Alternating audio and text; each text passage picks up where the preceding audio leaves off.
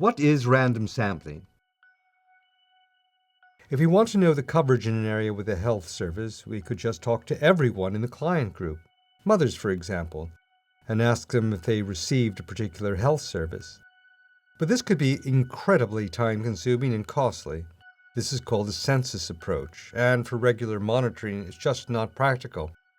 Instead, we use a technique called random sampling.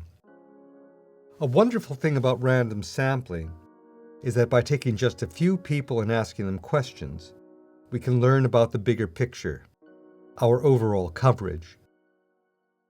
The few can describe the whole. Let's see how this works. In this bag, there are 50 green marbles and 50 red marbles.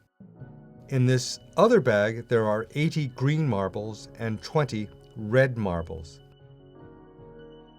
Imagine that each of these bags represents all of the mothers with children 12 to 23 months of age in either Supervision Area A or Supervision Area B.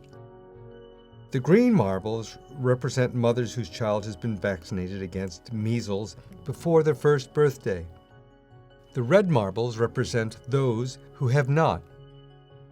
Now we want to know the percentage of children that have been vaccinated in these two supervision areas.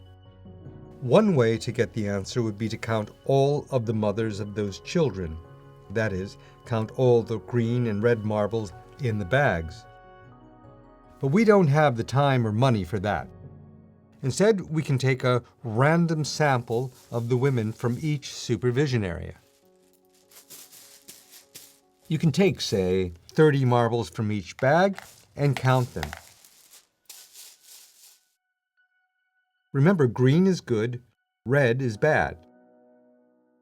Around 50% of our first sample will be green. That is what we'd expect from the bag with 50 red and 50 green marbles.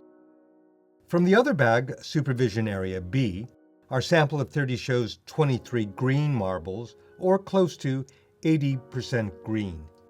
Again, this is what we'd expect with 80 out of 100 marbles in the bag being green.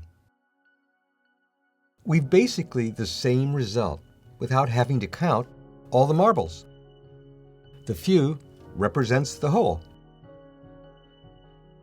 And to check, we can count all the marbles from each bag just to make sure. For this to work, it's important that the sample is random.